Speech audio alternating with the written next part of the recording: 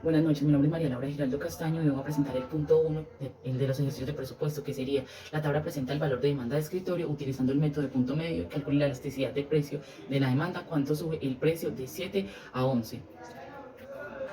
Para calcular la elasticidad del precio de demanda utilizamos el método de punto medio. Primero necesitamos determinar la fórmula para determinar la elasticidad.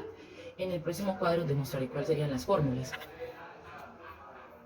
Bueno, A, renta de 2.550 sería para el precio de 7, la cantidad de demanda sería 28. Para el precio 11, la cantidad de demanda sería 8. Calculemos el porcentaje de cambio y luego la elasticidad.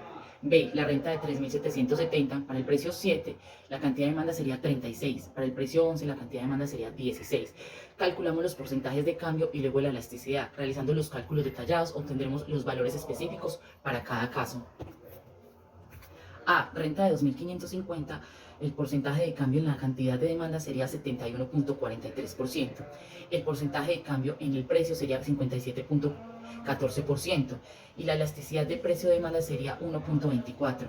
B, renta de 3.770. El porcentaje de cambio en la cantidad de demanda sería 55.56%. El porcentaje de cambio en el precio sería 50.00%. Y la elasticidad del precio de demanda sería menos 1.11.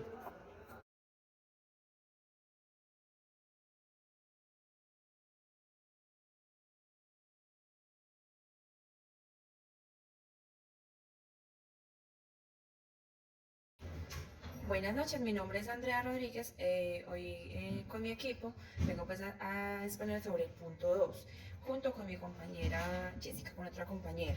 Entonces, un estudiante que asigna 120.000 para comprar novelas y CD de música, el precio de las novelas es 8.000 cada una, y el precio de los CD es 6.000 cada uno.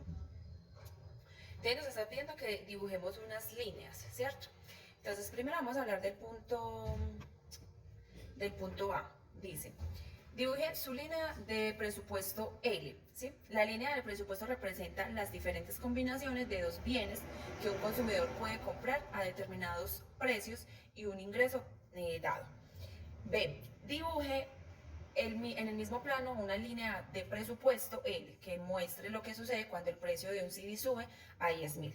Entonces, la línea de presupuesto se mueve cuando el precio de unos bienes o de ambos cambia. En este caso, si el precio de los CD aumenta a 6.000 a 10.000 y el precio de las novelas sigue igual, la línea del presupuesto de las novelas permanece en el mismo punto de corte del eje, pero la línea del presupuesto de los CD se desplaza a la izquierda, indicando que se pueden comprar menos CD con el mismo presupuesto, así como se puede apreciar en la gráfica. Caso contrario sería si el precio disminuyera, porque la línea del presupuesto se desplazaría hacia la derecha, indicando que se puede comprar mayor cantidad del bien con el mismo ingreso. Esta es la línea, la gráfica, perdón, que nos explicaría los puntos que acabo de explicar. Ahí se ve claramente los CDs y las novelas.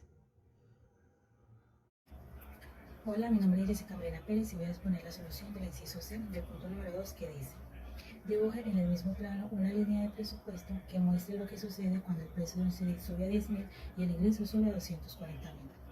Una línea de presupuesto se puede desplazar. Esta se puede mover hacia la derecha o a la izquierda según aumente o disminuya el ingreso del consumidor.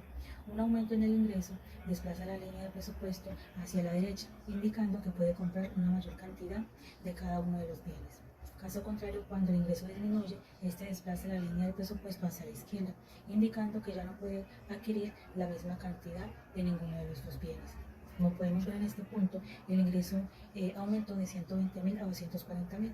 Y entonces, al dividir este ingreso por el valor unitario de cada uno de los bienes, en este caso son CDs y novelas, podemos obtener la cantidad total que se puede comprar de cada uno de los bienes con este presupuesto.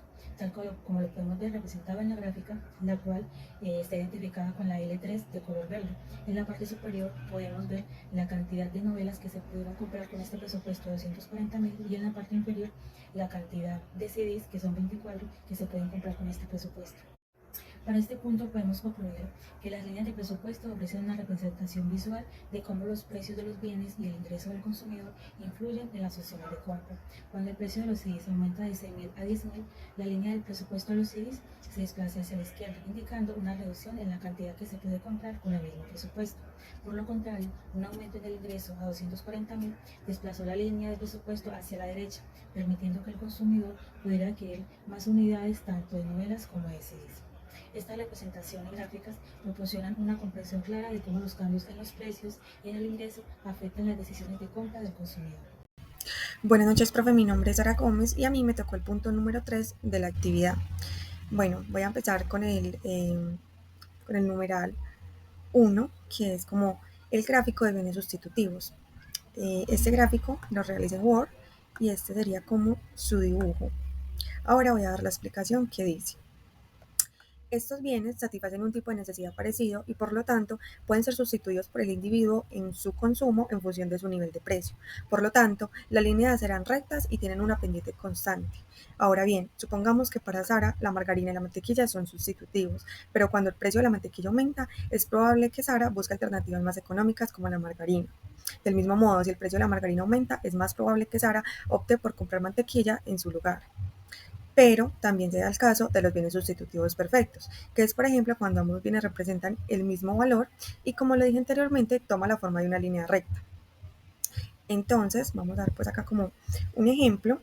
Entonces, en los bienes sustitutivos perfectos, Sara necesita 4 cajitas, ya sea de mantequilla o de margarina. Entonces, de acuerdo como a la curva, o haciendo pues como la representación en la curva, Sara puede llevar 2 de la opción A y 2 de la opción B, o sea, 2 de margarina y 2 de mantequilla, o 3 de margarina y 1 de mantequilla. Y dependiendo de la cantidad que se necesite para satisfacer a Sara, la curva se desplaza hacia la derecha si es más y si es menos, la curva se desplaza hacia la izquierda. Ahora sigo con el gráfico de bienes complementarios. Este sería su gráfico y la explicación nos dice que estos bienes satisfacen conjuntamente un mismo tipo de necesidad, varían en el mismo sentido, aumenta la demanda de uno, aumenta la demanda del otro. Incluso, estos bienes llegan a constituirse en un solo bien, como es el caso del café y la leche. Estas características entre los bienes tienen su principal característica, valga la redundancia, en la demanda de los mismos, debido a que este carácter de complementariedad en el momento de su consumo hace que 2 o más bienes tengan la misma tendencia en cuanto a su demanda. Por ejemplo, si aumenta la demanda de café, aumentará la demanda de leche y de azúcar debido a que estos 3 bienes son complementarios entre sí. Sus curvas de indiferencia tienen forma de L y se dibujan en forma de ángulos de 90 grados, como podemos ver en la gráfica. Y un ejemplo para este caso sería: para el consumidor es igual de satisfactorio tener un zapato izquierdo y un zapato derecho, que tener un zapato izquierdo y 2 derechos. Pero si por el contrario, el consumidor accede a más zapatos en la misma proporción, aumenta su satisfacción y por lo tanto la curva de indiferencia se aleja del origen. Como podemos ver acá, inicialmente pues dijimos que no es lo mismo tener un zapato derecho, o bueno, un zapato izquierdo y 2 derechos.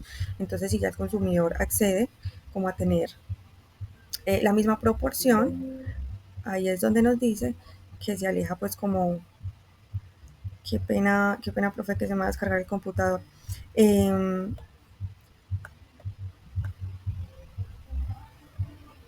Se aleja del origen. Bueno, sigamos con curva de indiferencia convexa, que nos dice, esta curva nos indica la cantidad que un consumidor está dispuesto a intercambiar por otro y por qué valoramos un producto o servicio cuando es escaso. Y los bienes que se encuentran en la curva más alta son los preferidos para su consumo. Bueno, a continuación voy a mostrar pues como el gráfico, la curva de indiferencia convexa, que sería esta sería su forma, y como nos dice la definición, entre más alta sería como más satisfacción. Y ya como conclusión, tenemos que las curvas de indiferencia son herramientas poderosas en la teoría del consumidor para comprender las preferencias y el comportamiento de consumo de los individuos.